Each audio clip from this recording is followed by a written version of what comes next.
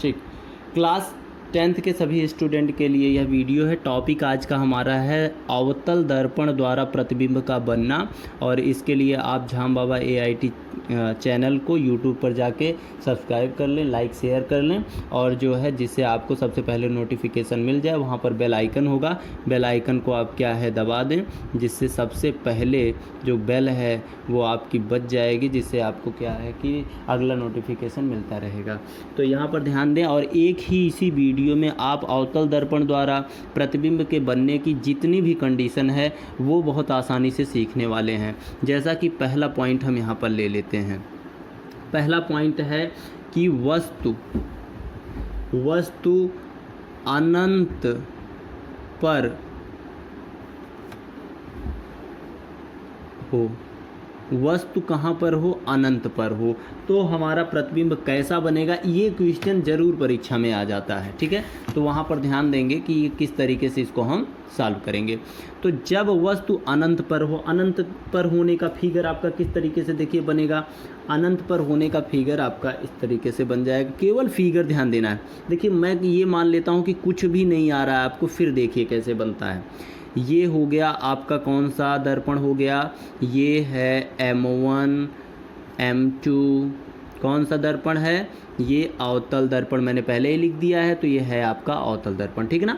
तो अवतल दर्पण की परिभाषा पूछे, कुछ भी पूछे तो आप बता सकते हैं। बाहर की तरफ कलई होता है, अंदर तरफ जो है चमकदार सतह होती है, जिससे परावर्तन की घटना होती है। ठीक है, अब अनंत की बात कर रहा है कि कहाँ पर अनंत हो। ये अगर ये एक सर्किल होता इस तरीके से, तो इसका सेंटर कहाँ होता? यहाँ पे होता, और उस सेंटर को हम क्या कहते हैं? सी कहते हैं। सी क्या होता है? वक्रता केंद्र होता है।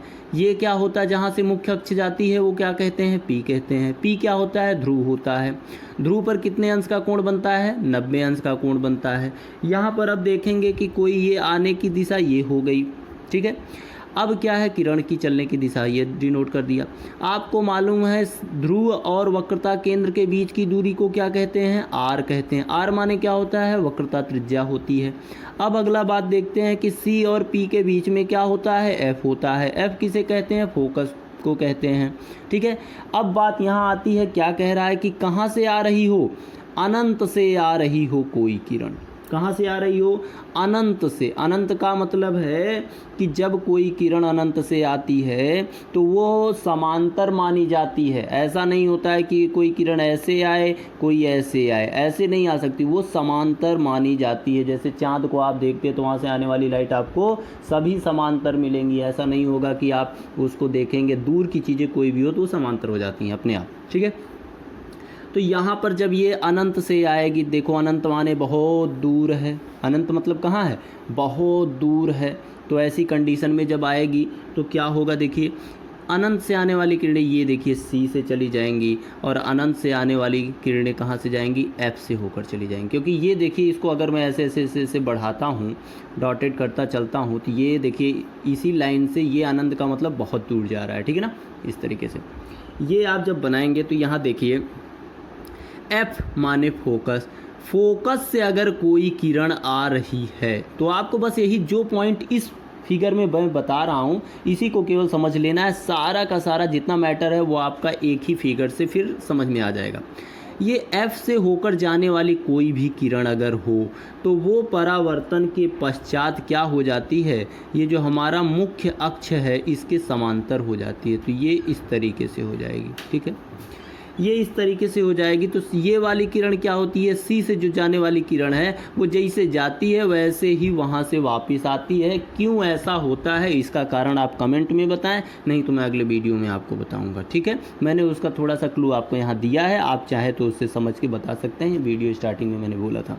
अब यहाँ से आती है तो ये रिवर्स एकदम वापस जाती है। ये जब रिवर्स जाएगी तो ये इस लाइन को कहीं पर प्रच्छेदित कर देगी। जहाँ पर प्रच्छेदित कर देगी वहीं पर हमारा इमेज बन जाएगा। तो ये रहा हमारा इमेज, और इस इमेज को हम कहेंगे और ये हो गया आई डैश, ठीक है ना। आई डैश हमारा इमेज बन गया। तो पूछता है कि अवतल दर्पण द्वारा प्रतिबिंब के बनने की स्थिति में प्रतिबिंब कैसा बनेगा यदि वस्तु अनंत पर हो। तो आप ध्यान देंगे, क्या करेंगे हम, यहाँ कुछ नहीं करना है, देखना है केवल। ये देखिए, इसके ऊपर अगर होता है तो हम कहते हैं सीधा रखा गया है, नीचे बनता है तो प्रतिबिंब उल्टा मानते हैं। तो यहाँ पर आई डैश प्रतिबिंब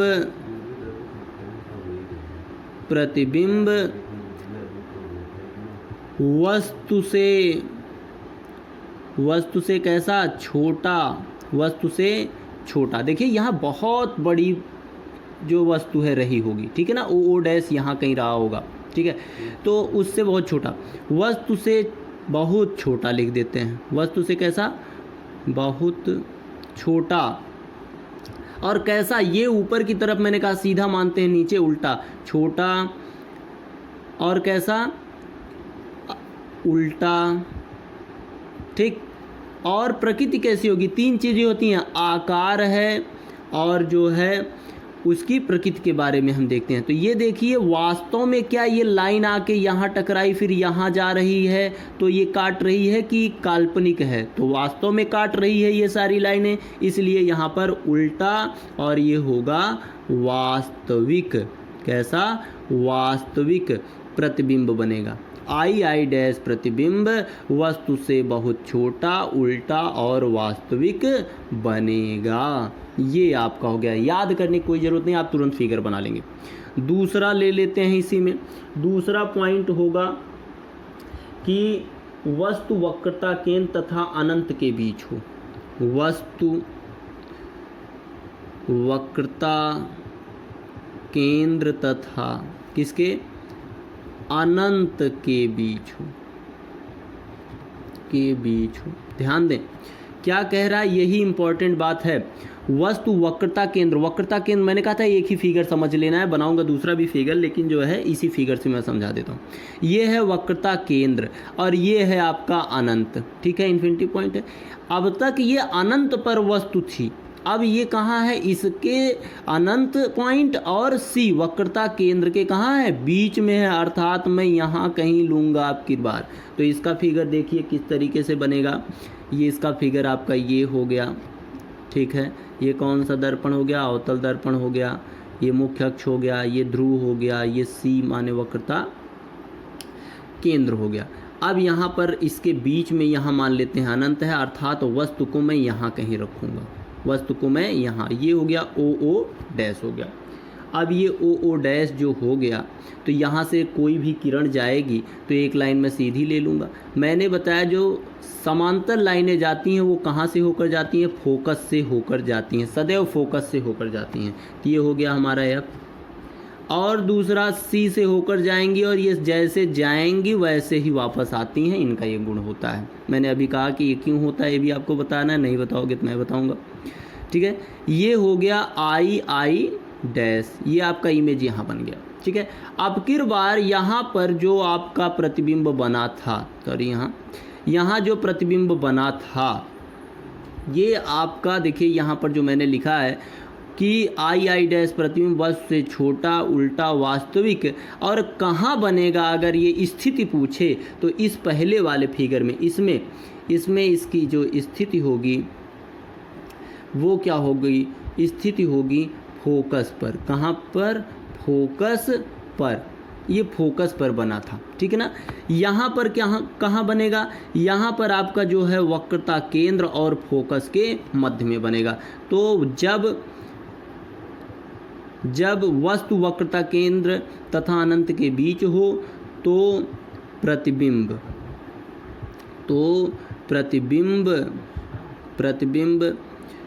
सी तथा, सी का मतलब आप समझ रहे हैं, वक्रता केंद्र तथा एफ फोकस के मध्य कैसा, यहाँ भी वास्तव में मिल रही हैं, वास्तविक,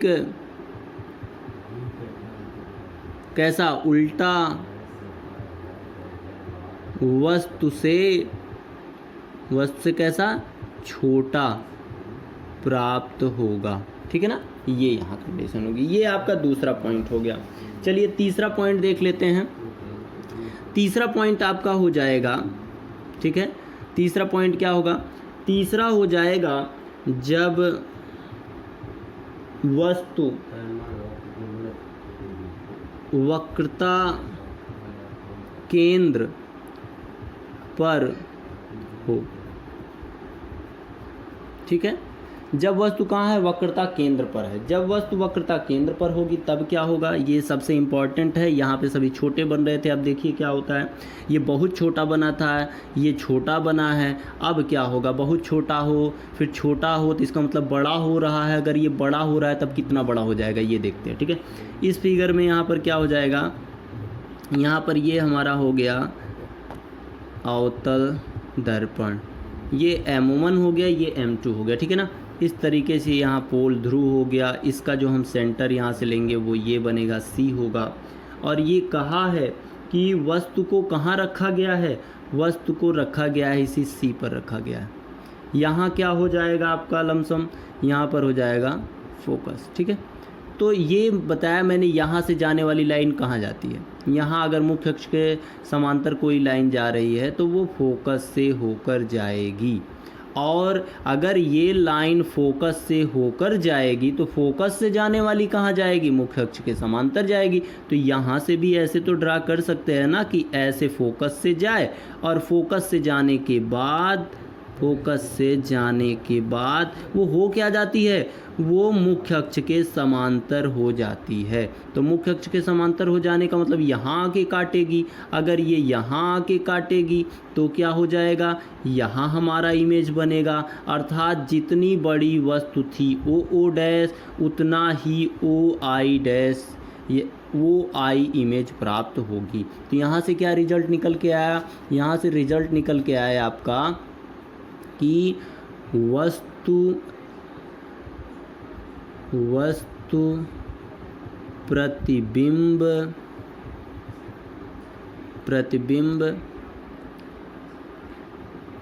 समान आकार का उल्टा, देखिए यहाँ बहुत छोटा फिर छोटा, अब क्या हो गया? समान आकार का उल्टा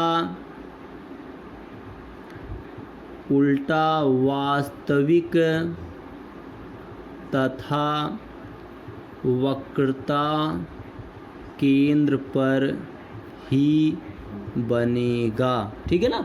ये आ गया, वक्रता केंद्र पर बना। तीन चीज़ें हो गई, स्थित हो गया, आकार हो गया और प्रकृत हो गया। इस प्रकार का जब भी आपको क्वेश्चन पूछा जाएगा तो वहाँ पे आपको तीन चीज़ों का विशेष ध्यान देना है। इसमें आंसर देते समय हमें पहला जो उसकी स्थिति है वो बतानी है, और जो है स्थित हो गया, दूसरा आकार हो गया, और तीसरा हो गया प्रकृति, ठीक है। तीन चीज़ों के बारे में हमें यहाँ पर बताना होता है। आज तीन आप पढ़ लीजिए, इसके बाद अगला मैं प्रोवाइड कराऊंगा। Thank you very much. और इस चैनल को, जहां बाबा AIT चैनल को जो बच्चे नहीं जानते वो सभी सब्सक्राइब कर लें और लाइक कर लें, शेयर कर लें और आगे वीडियो देखते रहें।